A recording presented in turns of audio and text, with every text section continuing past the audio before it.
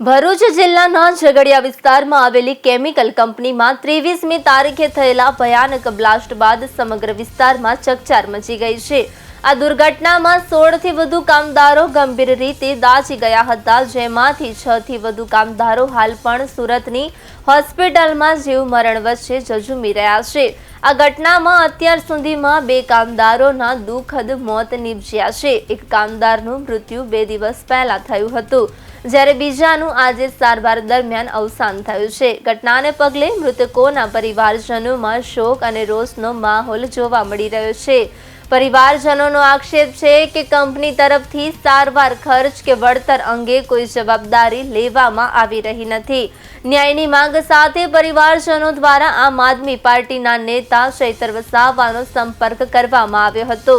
ચૈતર વસાવા સ્થળ પર પહોંચી પરિવારજનો સાથે વાતચીત કરી રહ્યા હતા, ત્યારે અચાનક તણાવપૂર્ણ પરિસ્થિતિ સર્જાઈ હતી। તેમના આક્ષેપ મુજબ ભાજપ સાથે સંકળાયેલા કેટલાક લોકો ભીડમાં ઘૂસી જઈ ઇરાદાપૂર્વક વિવાદ ઊભો કરવાનો પ્રયાસ કર્યો હતો, જેને કારણે બંને પક્ષ વચ્ચે ઝપાઝાપી અને લાફાલાફી જેવી ઘટના બની હતી। આ બનાવ બાદ ચૈતર વસાવા સમર્થકો મોટી સંખ્યામાં સ્થળ પર પહોંચી વિરોધ નોંધાવ્યો હતો। સમગ્ર ઘટનાને લઈને વિસ્તારમાં તણાવનો માહોલ વ્યાપ્યો છે અને હાલમાં આ ઘટના કર્મચારીઓના હિત અને ન્યાયની માંગ સાથે રાજકીય રંગ લઈ રહી છે। હવે પ્રશાસન અને સરકાર તરફથી શું પગલાં લેવાશે અને પીડિતોને ન્યાય મળશે કે નહીં તે જોવાનું રહ્યું। આજે અમે ઝઘડિયા જીઆઈડીસીમાં મેટ્રોપોલિકલ કેમિકલ પ્રાઇવેટ લિમિટેડ કંપનીમાં આવેલા છે। અહીંયા આવવાનું કારણ એટલું છે કે ગત 23 તારીખના રોજ કંપનીની બેદરકારીથી અહીંયા બ્લાસ્ટ થયો। 16 જેટલા કર્મચારીઓ ગંભીર રીતે દાઝી ગયા, ત્યારે એમાંથી એક વ્યક્તિનું મૃત્યુ 2 દિવસ પહેલા સુરત હોસ્પિટલમાં થયું અને બીજા એક વ્યક્તિનું મૃત્યુ આજે થયું અને 14 લોકોમાંથી લગભગ 5 થી 6 લોકો એટલા ગંભીર ઘાયલ છે કે જે 80% આખું શરીર એમનું દાઝીને બળી ગયું છે। છતાં પણ કંપનીના મેનેજમેન્ટમાંથી એક પણ વ્યક્તિએ આ 16 પરિવારના કોઈની સાથે પણ મુલાકાત નથી લીધી કે કોઈ પણ જાતની વળતરની વાત નથી કરી કે દવાખાનાની બિલની વાત નથી કરી, જેના કારણે આ પરિવારે ગઈકાલે મારો સંપર્ક કર્યો અને કીધું કે આ કંપનીમાં આ રીતની ઘટના ઘટી, એમાં અમારા 27 વર્ષના દીકરાઓ મૃત્યુ પામ્યા છે, જેના નાના નાના બાળકો છે, આગળ પાછળ અમારે કંઈ નથી। ચૈતરભાઈ, તમે કંઈ આવીને વાત કરીને અમને ન્યાય અપાવો।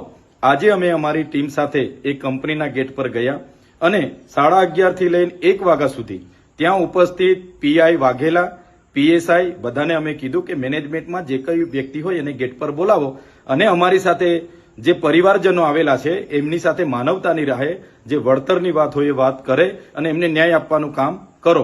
ત્યારે પોલીસ અધિકારી વાઘેલા સહિતના લોકોએ ત્યાં અગાઉથી એવા લોકોને લાવીને મૂકેલા હતા કે જે પરિવાર સાથે એમને કોઈ લાગે વળગે નહીં, છતાં એ લોકો અમારી સામે આર્ગ્યુમેન્ટ કરતા હતા કે ભાઈ વળતર તો 15 લાખ જ મળશે, એનાથી ના મળે, અમારા પરિવારના લોકો છે, આમ છે તેમ છે।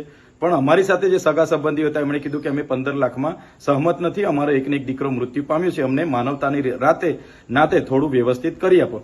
જે બાબતને લઈને 1.5 કલાક સુધી એમણે ગેટ ન ખોલ્યો। અમે ગેટની અંદર ગયા, ત્યાંનો એક વ્યક્તિ રોનક કરીને કોઈ છોકરો હતો, એ તરત દોડી આવીને મને મારી સાથે ઝપાઝપી કરવાના એણે પ્રયાસ કર્યા। પીઆઈની હાજરીમાં મેં કીધું ભાઈ જે વાત કરવા માટે આવ્યા છે એની વાત કરો, બીજું ફાલતુ વાત અહીંયા કરવાની જરૂર નથી। ત્યારબાદ પણ કંપની મેનેજમેન્ટ દ્વારા એમના પરિવારજનોને બોલાવવામાં આવ્યા, એમની સાથે વાત કરવામાં આવી, એમ કહેવામાં આવ્યું કે 2 લોકો મૃત્યુ પામ્યા છે, એની જવાબદારી કંપની 15 લાખ સુધી લેશે, એના સિવાય અમે 1 રૂપિયો આપવા માંગતા નથી।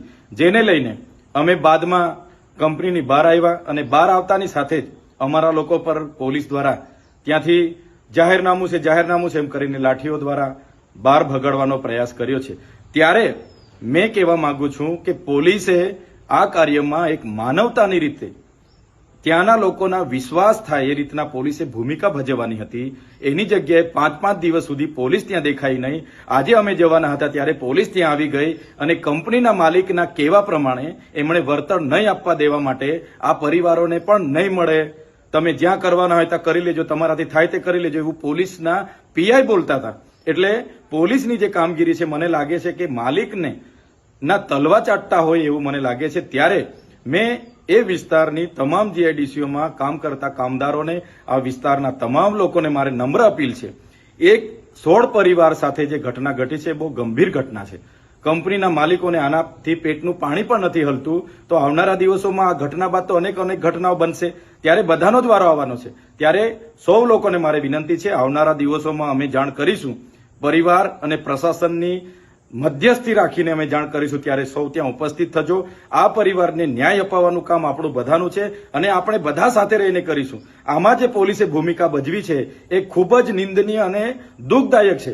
પોલીસે એમના માણસોને બોલાવી ખોટા વિડીયો પણ બનાવ્યા છે અને અહીંયા પૈસા માંગવા આવેલા છે એવા વિડીયો પણ બનાવેલા છે. પણ પરિવાર આજે દુઃખી છે અને પરિવારની આ દુઃખની ઘડીમાં સહકાર આપવો એ આપણી બધાની ફરજ બને છે. ત્યારે આવનારા દિવસોમાં તમામ લોકોને મારે અપીલ છે, જ્યારે પણ તમને જાણ કરવામાં આવશે, એક દિવસનો સમય ફાળવીને બધાએ ત્યાં પહોંચવું પડશે અને આ 16 પરિવારને ન્યાય અપાવવા માટે આપણે બધાએ ત્યાં ઉતરવું પડશે, એવી મારી આપ સૌને વિનંતી છે. જોહાર, જય આદિવાસી.